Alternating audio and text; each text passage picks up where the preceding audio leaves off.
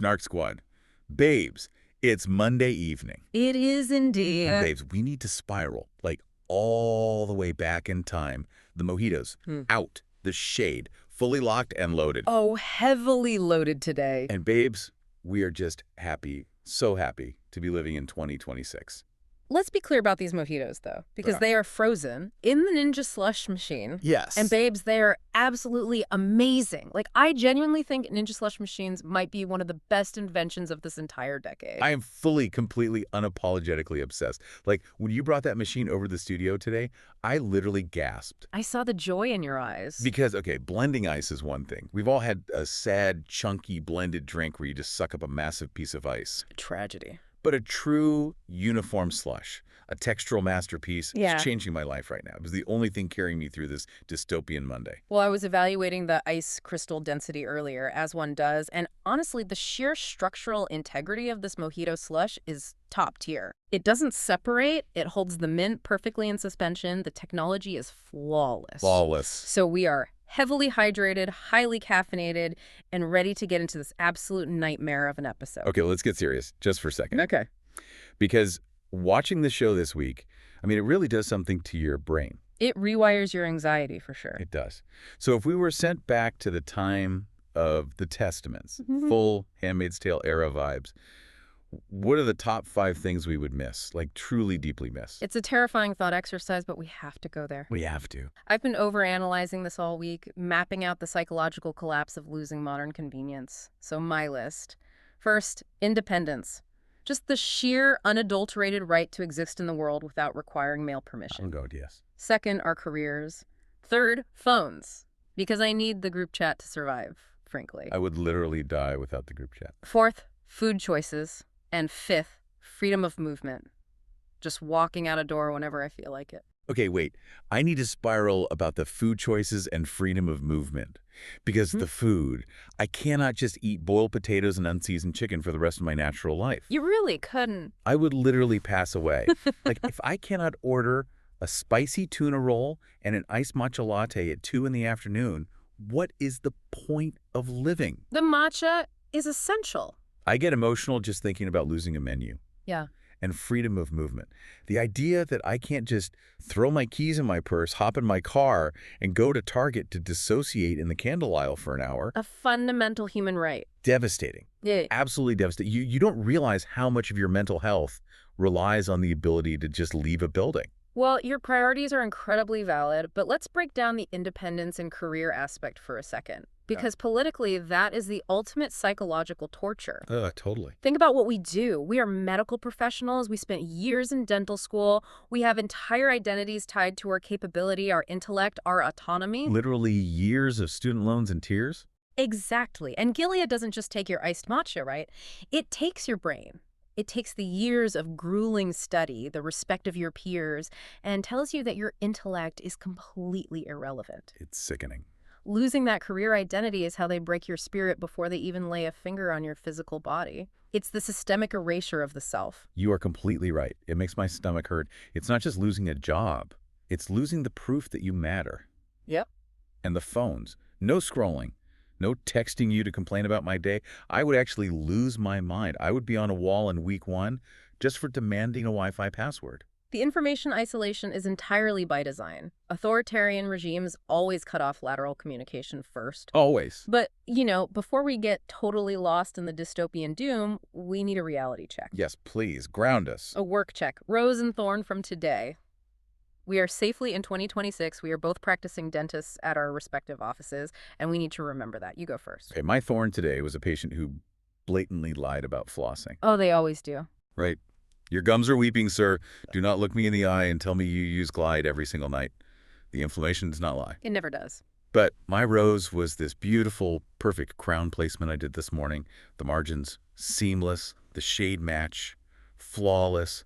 I felt like a sculptor. I felt like an artist today. Love that for you. Thank you. What about you? Give me the tea. My thorn was an insurance pre-authorization that took 45 minutes on hold listening to, the worst elevator jazz ever recorded. Rude. But my rose is my colleague who is having an office affair. Wait. Pause. Shut up. The one you told me about last week. Yes! And babes, it is getting messy. Oh my God. I need every single detail right now. Speak directly into the microphone. Do not leave a single crumb behind. What is happening? So as your boots on the ground correspondent, I have been observing the workplace tension like it's a sociological study. I am ready. Today, they accidentally double booked a consult room. I walked past, and the air was so thick with tension you could literally feel the static electricity. Yes. They are trying to be professional, but the lingering eye contact across the sterilization bay, Not the sterilization bay. the hushed whispers by the panoramic X-ray machine. It is a slow-motion car crash, and I cannot look away. The entire hygienist team knows.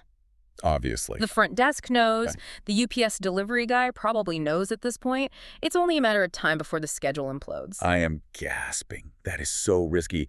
The drama is honestly keep me alive today. It's sustaining me. Keep me updated. If they start fighting over the curing light, I need to be the first to know. You will have the exclusive, I promise. Okay, good. Now, before we transition into the darkness of the show, we need to do a wardrobe check. Snark Squad, for anyone watching the video feed, yes. We are wearing our maroon sweatshirts. And yes, we are representing. So, babe, slide into our DMs with your comments, your thoughts, because you might win one. You might. We are giving them away, and they are so unbelievably soft. But we also need to talk about Peppercorn, Oh my gosh, our Aaron. podcast cat. Because, babes, we got him the cutest little shirt. Pause. Everyone just take a moment of silence for how cute he looks. He was serving. Because he needs to represent too. Yeah. It matches our marine perfectly. The concept was flawless.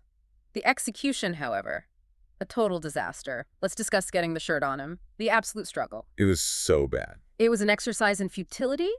He became liquid. He became a jagged, furry tornado of pure spite. Picture this, right? Oh.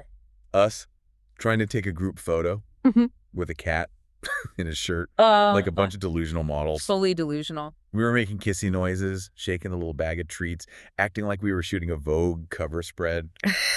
And Peppercorn was just giving us the most intense, withering side-eye. He hated us. Just slowly backing out of the neck hole. I was sweating. You were covered in cat hair. Complete spiral. The sheer chaos of pet photography. But we did Yeah. get one slightly blurry photo where he looks deeply judgmental, which honestly perfectly fits the brand. It really does. Massive shout out to Allison, our producer, for always bringing Peppercorn to the studio. Yes, Allison. Because, babes, he is the real MVP. He grounds us when we start spiraling too hard. He really does. Okay, we need to transition. Let's do it. Imagine sitting back in a dental chair. You're completely vulnerable, trusting the medical professional towering over you, shielded by a heavy lead apron. It's a very specific kind of trust. It is. But what happens when the hands adjusting that shield are more dangerous than the radiation? That is exactly the kind of institutional betrayal we are unpacking tonight. Yeah. Because if anything made me appreciate my practice today, the absolute safety and ethics of my office, it was watching Dr. Grove in this week's episodes. A horrifying but incredibly necessary segue. Tonight's mission is to pull back the curtain on the rituals of Gilead womanhood in the episode Perfect Teeth. The title alone. Right. We aren't just looking at the plot, we are examining the mechanisms of complicity. How does power operate when it's disguised as pageantry? How does a regime weaponize women against each other? It is a masterclass in psychological horror dressed up as a party. So let's start chronologically with the absolute whiplash of the period parade. Yes, the period parade. Agnes, our girl Hannah, officially gets her first period. And the juxtaposition in this opening sequence is just wild. It's so jarring. She sees the blood on her sheets, and she is ecstatic. She is glowing. But she is also terrified. The way Chase Infiniti plays that moment, the subtle, microscopic facial expressions of a child who thinks she just won the lottery but doesn't know she's actually the prize on the auction block. Yeah. It broke me. It's brilliant acting, but it's even more brilliant world building. Because we have to look at the underlying conditioning here. Okay, unpack that. In this world of eroding fertility, these girls are taught from birth that a period is a literal direct reward from God. It means God selected her out of everyone else. She doesn't have a science education. She doesn't know this is basic biology, hormones, the shedding of a uterine lining. She thinks this is divine intervention. By removing scientific literacy, the state transforms a biological function into a religious mandate. Which is exactly why Paula catching her is such a tense moment. Paula, her evil stepmom. I was holding my breath. We all were. I thought Paul was going to be horrific and shame her, But surprisingly, Paula sits her down. She actually teaches her how to use a pad with the wings, and she gives her that beautiful pouch cover embroidered by Tabitha, her deceased adopted mom. Very out of character. It was weirdly tender. For a second, I found myself almost liking Paula, which immediately felt like a trap. It was absolutely a trap, and it was entirely calculated. Let's look at Paula analytically for a second. There's a brilliant line Paula delivers in that scene that gives away her entire backstory. Wait, which line? She casually tells Agnes, your prefrontal cortex is still developing. Oh my God. That is a massive tell. Paula was clearly highly educated in the old world. She knows science, she knows neurobiology, and she slipped up by using a clinical medical term that Agnes couldn't possibly comprehend. Holy crap, I didn't even process that. It highlights the massive tragic gap between the women who remember the before and these young girls raised completely in the dark. Paula knows exactly what is happening to Agnes's body biologically. She probably had a career in STEM. Most likely. But she has to play the Gilead game to survive. It makes Paula so much more bitter and complex. She's suffocating her own intelligence. Exactly. But then on the flip side of the maternal coin, you have Rosa, the Martha with the bad leg. I love Rosa. Rosa genuinely loves Agnes. Rosa making her that first cup of coffee. Because, quote, isn't that what women drink? I was in tears. Rosa is the only one showing actual, uncalculated maternal warmth. Unconditional. Especially when we find out Rosa cared for Tabitha when she was dying. Rosa is the emotional anchor in that house. Which brings us to the public spectacle of it all, the pageantry, the bell tower. The bell tower. Agnes runs up that massive spiral staircase, tugging that heavy, archaic rope to announce to the entire school that she is bleeding. Unhinged. The sheer spectacle of broadcasting your menarche to a heavily militarized school. And from a filmmaking perspective, the cinematography here is simply stunning. Did you catch the shot of the girl dropping the red paintbrush into the water pot? I am so glad you brought that up. It is such a gorgeous artistic choice. The water blooming red right as the bell rings. Such good visual storytelling. It's visually beautiful, which makes the reality of it so much more sickening. Because she comes down from the tower, and the other girls' reactions are rabid. Feral, honestly. Hulda offering her spare meatloaf for the iron and flavonoids. Shu bragging that her breasts are swollen, so she must be next. It was like a twisted dystopian middle school slumber party where periods are treated like a golden ticket. Yeah. Except the prize isn't chocolate. It's a forced marriage to an old man. It's the ultimate commodification of the female body, cleverly disguised as sisterhood. The state reveres the womb, but it has absolutely zero respect for the woman carrying it. They're celebrating the organ, not the person. Oh, that's so dark. And that false sisterhood immediately fractures when we move into the next phase of the episode. The celebration turns into a tribunal. We have to talk about the corrections. My blood pressure is spiking just thinking about this.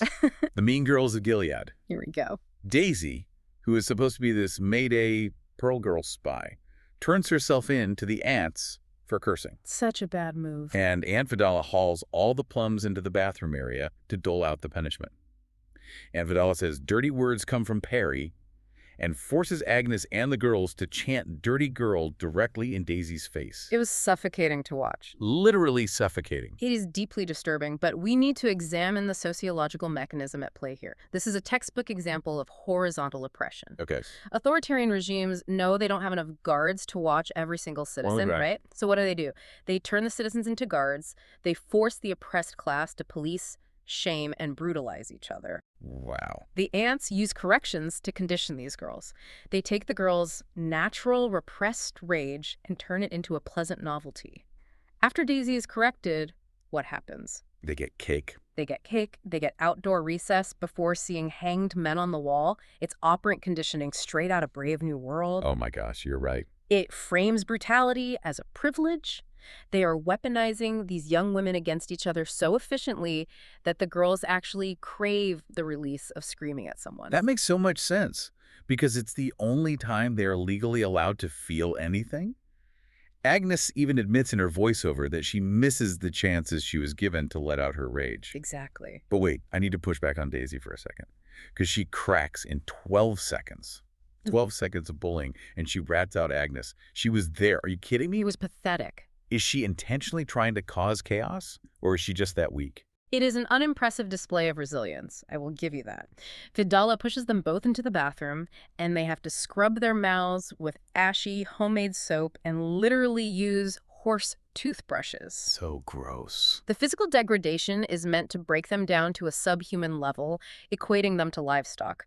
But regarding Daisy's competence, her situational awareness is severely lacking. She is the absolute worst spy in the history of television. Truly. I was reading an analysis from someone who was actually in the military, living in barracks with 50 other recruits, and they pointed out that Daisy, sneaking around at night, scratching maps into the bathroom wood, rummaging through heavy metal bed frames, there is no physical way she wouldn't wake up a room full of light-sleeping, traumatized, paranoid teenagers. It's impossible. In a military barracks, if you tap a bed frame, 50 heads pop up instantly. Daisy is so unbelievably loud. Her tradecraft is non-existent. She's alienating everyone around her. She makes enemies on day 2. But if we pull the lens back, perhaps she is exactly the blunt instrument Aunt Lydia needs her to be. What do you mean? Lydia is a grand strategist. We'll get to Lydia's long game later because right after this bathroom incident, Lydia executes a masterclass in psychological dominance. She pulls an elite jump scare on Agnes. A literal horror movie moment. Mm-hmm. Agnes is having a nightmare about her future husband. She wakes up, and Aunt Lydia is just hovering over her bed in the pitch black. Terrifying. I screamed at my screen. Anne Dowd is a master of physical presence. But think about what Lydia is doing here. She is acting as the human embodiment of the panopticon. Ooh, the panopticon. Yes, the concept of the panopticon is a prison where the inmates can never tell if they're being watched, so they have to assume they're always being watched, and eventually they police themselves. That is so creepy. Lydia waking her up in the dark reinforces that there is no safe space. The state is omniscient.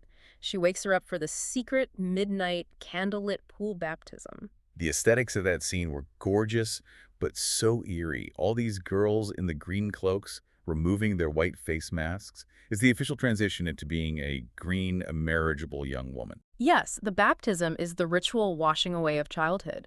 But the emotional core of that sequence isn't the ritual itself, it's what happens afterward in the bathroom with Becca. Yes.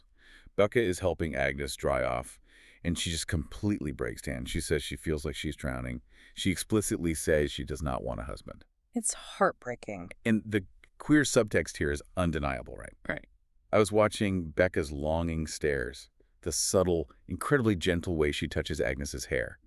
Becca clearly has a massive crush on Agnes. Without a doubt. It's this desperate, beautiful, doomed affection. It is heavily implied and deeply tragic. The tragedy is compounded by the fact that Agnes is completely clueless. Totally oblivious. Agnes is caught up in this state-sanctioned, heteronormative, romanticized fantasy. She's pining over Garth, the guardian who drives her around. Oh my God, Garth. Who, let's be honest, looks like the lead singer of an early 2000s emo band. He literally does. Yeah. He's smoking outside, looking brooding and inaccessible.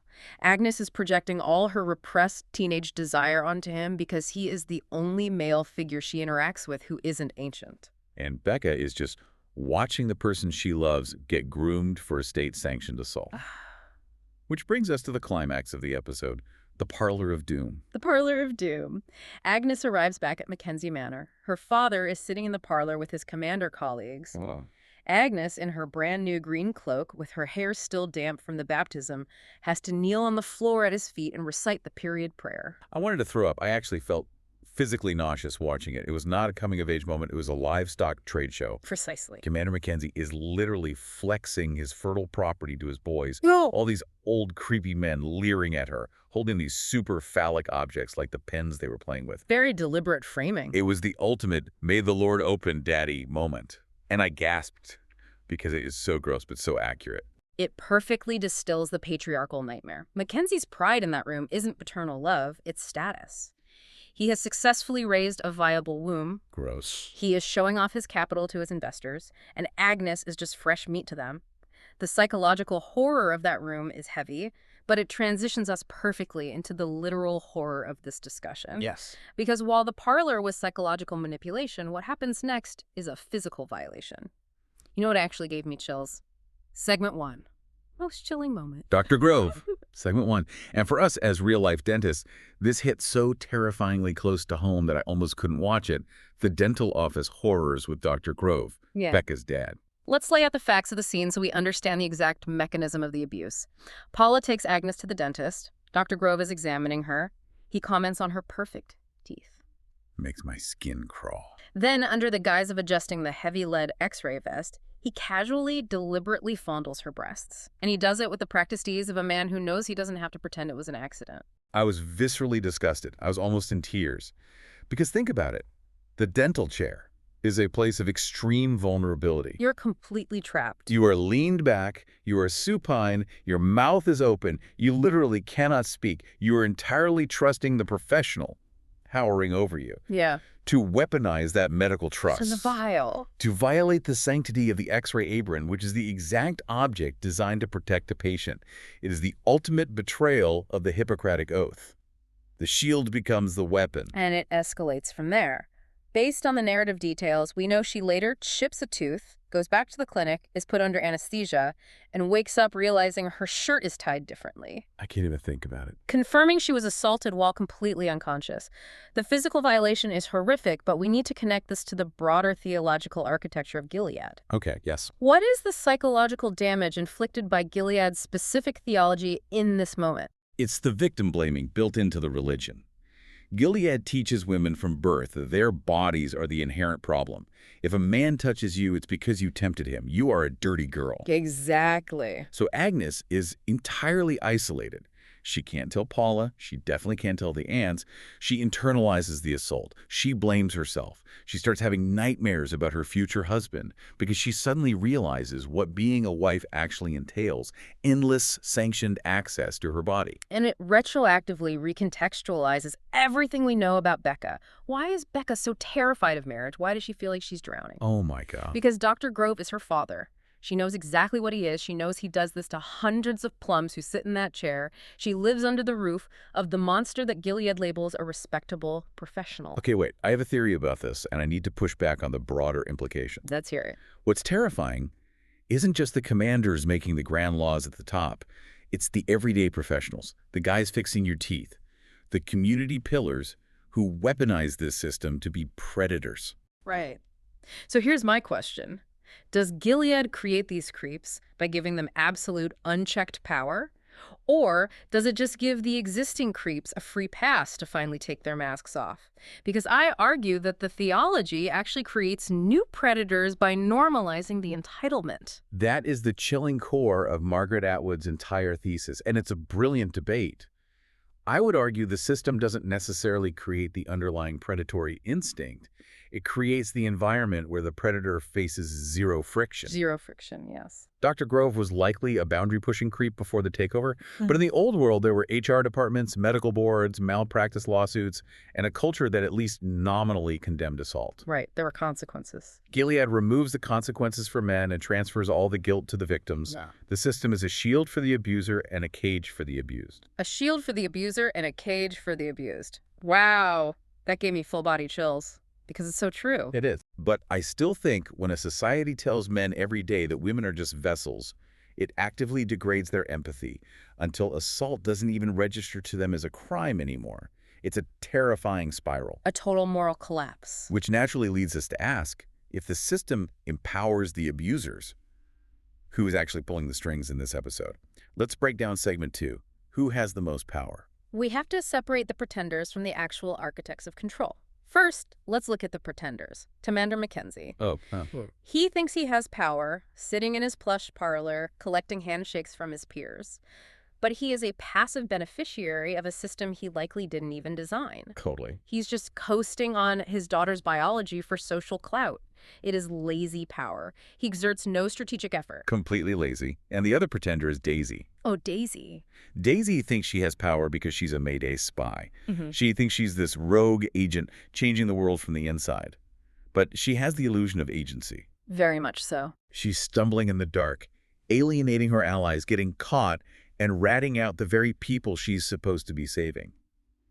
She thinks she's playing the game, but she's just a piece on the board. Which leaves us with the real control. And there are two fascinating figures here operating on different levels.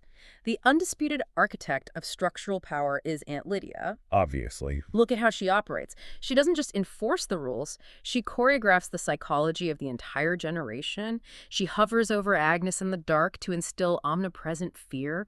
She orchestrates the weaponization of the plums, turning them into a rabid pack. Yes. And I maintain she is using Daisy as a pawn.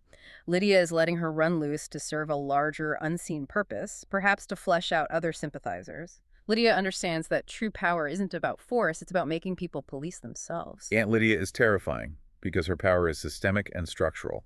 But I have to say, Paula is a close second for me in terms of sheer terrifying control. Paula is a menace. Because Paula's power is domestic and financial, and she wields it flawlessly. She is subtly manipulating Agnes's marriage market value with cold, calculated efficiency. That is a phenomenal read. Expand on that. How is Paula operating here? Paula operates like she's managing a high-stakes stock portfolio. She gets Agnes the teeth whitening, she curates the new clothes, she closely monitors the caloric intake so Agnes doesn't get too soft. The micromanagement. She masks her absolute ruthlessness behind this fake stepmotherly warmth. When she hands Agnes that pad pouch, it looks like a heartfelt gift, but it's really a transactional handoff. Yes. She's managing a biological asset. Paula has zero systemic power over men. She can't vote, she can't read, but she wields absolute terrifying power over Agnes's immediate day-to-day reality. Paula has adapted by becoming a broker in the flesh trade. It's survival of the most ruthless. She channels her stifled intellect into domestic tyranny, which sets up segment 3 perfectly. The most frustrating character. Oh, I'm ready. We've talked about who has the power, but who is completely mismanaging what little power they have. Who is testing your patience this week? Call it out. Oh, I will call it out with my whole chest. Daisy! Daisy is testing every single nerve I have left in my body. I am fully spiraling over her choices. Your blood pressure just spiked again. I can see it. Let it out. If you are the resistance, resist the urge to be this messy. She comes into this hyper-surveilled environment, and on day 2, she alienates Agnes, who is basically school royalty and her best asset for intel. A terrible strategy. Then, when she gets caught, which she did to herself by loudly cursing in a bathroom, she breaks in 12 seconds of mean girling and points the finger at Agnes. 12 seconds. And then the absolute audacity to go back to the dorm and loudly scrape maps into the wood in a shared space. Girl, you are going to get everyone killed. Be subtle. It is incredibly frustrating to watch incompetence when the stakes are literally life and death. You want the resistance to be smart, and she is giving us amateur hour. But for me, taking the analytical view, the most frustrating character isn't a single person. It is the system of the ants itself. Ooh, unpack that. Why the system over the individuals? Because of the sheer, inescapable efficiency of it. I am endlessly frustrated by how perfectly Aunt Vidala and Aunt Cabana pit these girls against each other. It's so twisted. Watching them force Agnes and Daisy to wash their mouths with horse brushes, it's not just the cruelty that bothers me, it's the insidious genius of outsourcing the patriarchy's dirty work to the women themselves. Wow. The commanders don't have to lift a finger to oppress the girls because the aunts have trained the girls to police, brutalize, and report each other. The frustration is watching the trap work exactly as designed. It is an airtight mechanism. It's the psychological equivalent of a Chinese finger trap. The harder you pull, the tighter it gets. If you fight back, you prove you need correction. If you comply, you lose your soul. And the ants just sit back and watch you exhaust yourself. Ugh, I hate how right you are. It makes me feel claustrophobic just talking about it. Which brings us to the ultimate question in segment 4.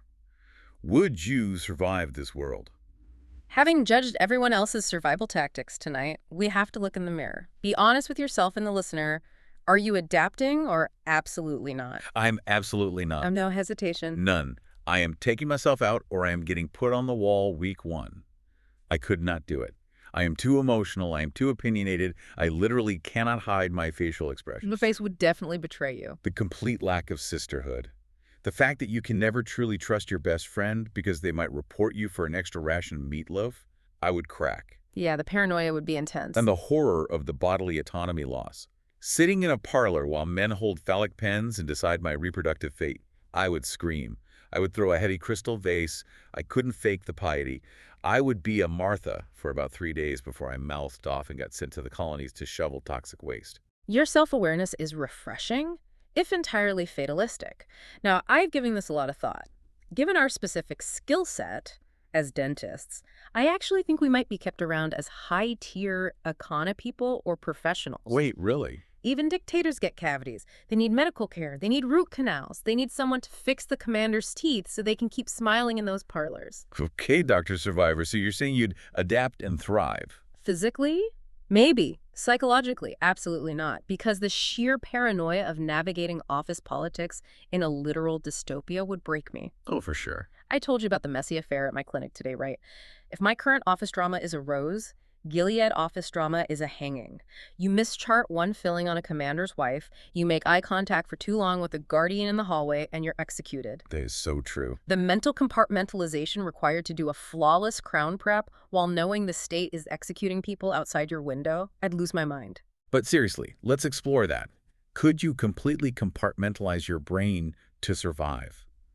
Like, does adapting mean you eventually have to become a Paula? That is the question. Do you just shut down the part of you that feels empathy until all that's left is a cold calculator looking out for number one? That is the terrifying reality of Atwood's world. Survival in Gilead requires the deliberate atrophy of your soul. Oh. To stay alive, you have to kill the parts of yourself that make you human. You have to train yourself to become blind to the horrors, deaf to the screams of the handmaids, and mute to the injustice.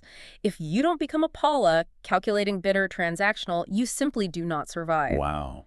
It's an impossible choice. Die with your morals or live as a monster. That is so profoundly dark. I need a massive sip of my mojito slush to wash that realization down. I think we all do. Okay, Snark Squad, let's take a collective deep breath. We have fully spiraled tonight.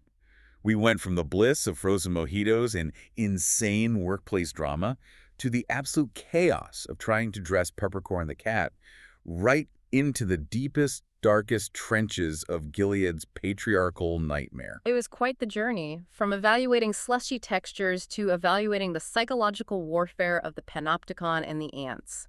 So we need to hear from you. We need you in the comments, in the DMs. Number one, what would you miss the most in that world? Tell us your petty things. Tell us your deep things. I want to hear the petty ones. Number two, are we overreacting about the systemic horrors of Dr. Grove in the dental chair?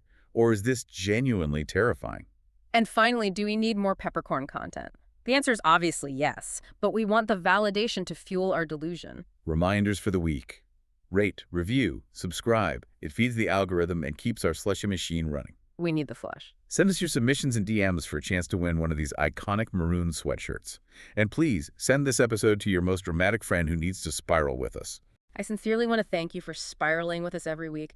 It takes a certain kind of person to look at absolute dystopia and find the nuance, the horror, and somehow the humor to cope with it all. We appreciate you. We love you.